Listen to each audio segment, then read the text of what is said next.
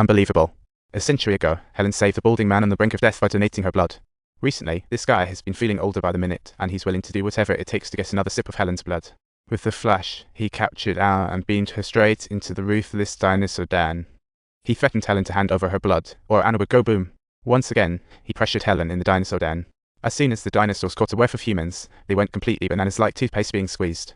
In that tiny space, Anna had zero chance to dodge. Before long, Anna was down for the count, but just in time, Mike and the orc burst through the door. The orc dove right into a brawl with the dinosaurs. Poor Anna was out cold nearby, but Mike had a light bulb moment literally. He grabbed the stick and smashed the lampshade. Taking advantage of the dinosaurs being dazzled by the bright light, Mike quickly rescued Anna, but the bald guy successfully snagged Anna's blood. After the injection, the bald guy realized something was off. Turns out, Helen added a little spice to the blood. The bald man was fuming, vowing to return. This is the ultimate combo of three young elder statesmen. Together they unleashed world-ending powers, threatening to turn Earth into a hellscape. The shelter was about to be reduced to rubble. A guy attempted to stop them, but nearly got turned into ground meat by their energy blast. These three ladies are actually from the medieval times over 800 years ago and were born with superpower. Unfortunately, their superpowers got twisted by an evil force, and they ended up as inflatable dolls of villainy. Humans united and quickly crushed the evil forces. The remaining lackeys injected the three ladies with black liquid, waiting for the perfect chance to revive them. Time flies, right? 800 years later, Helen took Mike and Anna here for treasure hunting, but unfortunately ran into a legion of undead chasing them. A battle was on the brink of breaking out, and Mike accidentally stumbled into a tomb, only to find the sleeping beauties waiting in the sarcophagus. Helen checked and discovered the three ladies weren't dead, they were actually trapped in a sleeping curse. Meanwhile in the tomb, a squad of armed forces found their way here. The leader noticed the three ladies in the sarcophagus were bouncing with life. These lackeys were eager to harness the power of the three ladies to take over the world, and again wanted to take them away. Moon girls are back in town tonight. After being awakened, the three ladies felt an ominous premonition. The army of the undead was onto their trail.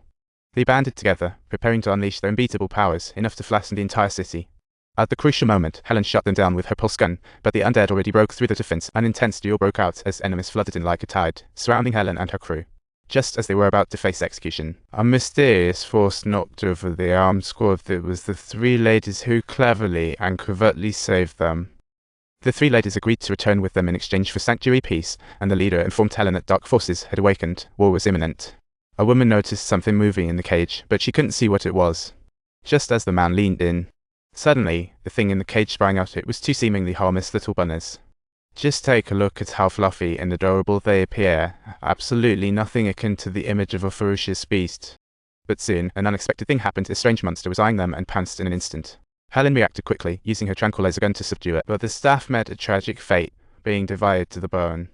They locked the monster in the shelter. It's a tailless wolf monster. This wolf monster seemed to come from the same place as the bunnies in the cage. They both had the ability to become invisible. The next day, everyone was in shock to find how rapidly the bunnies were reproducing overnight. They had produced 14 little bunnies. The food intake and size of these little bunnies were totally disproportionate, leaving everyone dumbfounded. Meanwhile, the imprisoned wolf monster was getting restless. Sensing a threat, turns out, the little bunnies chewed through the iron door and escaped. The wire and iron pipes crumbled before them like cookies. By the time everyone noticed, the bunnies had vanished without a trace, and Helen felt the danger approaching. With bunnies' reproduction rate, if released, not just the shelter, all of humanity could be in jeopardy.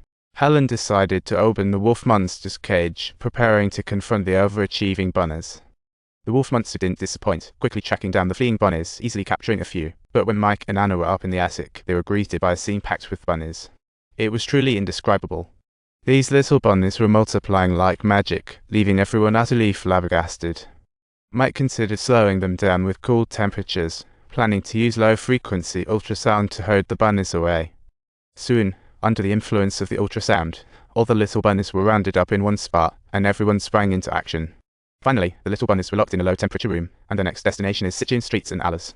This 200-year-old woman suddenly received a mysterious note that said, "Run for your life."